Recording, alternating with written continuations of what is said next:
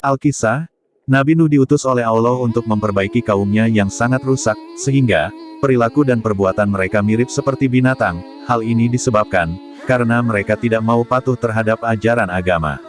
Pada awalnya, Nabi Nuh disukai kaumnya karena budi pekerti yang baik, dia sangat peduli terhadap fakir miskin. Akan tetapi, ketika Nabi Nuh mulai mengajak kaumnya untuk menyembah kepada Allah dan meninggalkan menyembah berhala, kaumnya mulai banyak yang menentang ajakan dakwahnya.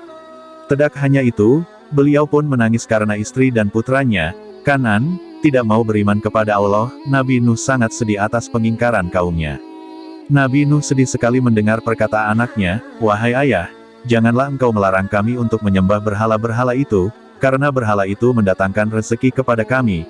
Ucap Kanan. Nabi Nuh menjawab perkataan anak, "Wahai anakku, engkau salah. Berhala-berhala itu tidak bisa mendatangkan rezeki kepada kalian, Allah memberikan rezeki kepada kita semua, oleh karena itu, Allah Tuhan yang harus disembah." Istri Nabi Nuh berkata, "Sudahlah Kanan, jangan dengarkan perkataan bapakmu yang pelupa." Kanan bersama ibunya meninggalkan Nabi Nuh. Nabi Nuh hanya bisa berdoa kepada Allah semoga Allah memberikan hidayah kepada istri dan anaknya. Semakin hari, perbuatan kaum Nabi Nuh semakin sewenang-wenang. Mereka menganggap, dengan kekayaan yang dimiliki bisa berbuat sesuka hati, bahkan, mereka meremehkan Nabi Nuh dan pengikutnya, karena mereka lebih miskin.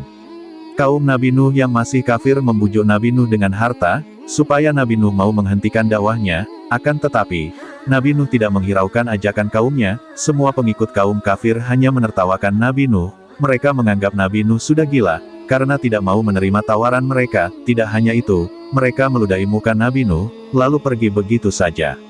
Selama ratusan tahun Nabi Nuh berdakwah kepada kaumnya, akan tetapi, hanya sedikit yang beriman. Beliau pun berdoa kepada Allah. Allah kemudian menyuruh Nabi Nuh untuk membuat perahu, karena Allah bermaksud menenggelamkan semua kaum yang durhaka itu. Para pemuka kafir menertawakan Nabi Nuh dan pengikutnya yang sedang membuat perahu. "Lihat saudara-saudara, Nuh sudah mulai gila, mereka membuat perahu di gunung." Setelah selesai membuat perahu yang sangat besar, Allah memerintahkan Nabi untuk membawa satu pasang semua jenis binatang serta tumbuh-tumbuhan yang dapat dibawa. Setelah Nuh dan pengikutnya di dalam perahu, berhembuslah angin topan yang sangat dahsyat, hujan turun dengan sangat lebat, dan bumi pun memancarkan air dari segenap penjuru tanpa henti selama berhari-hari, sehingga bumi pun berubah menjadi lautan. Orang-orang kafir lari menyelamatkan diri dari kejaran air, begitu pula dengan Kanan. Dia tidak menghiraukan ajakan ayahnya, dia terus berlari menuju puncak pegunungan, namun, air bah segera menenggelamkannya. Setelah semua orang kafir tenggelam, Allah kemudian memerintahkan langit untuk berhenti menurunkan hujan, dan kemudian menyuruh bumi untuk menelan kembali airnya, maka, surutlah banjir itu. Orang-orang yang beriman bersyukur kepada Allah karena telah menyelamatkan mereka.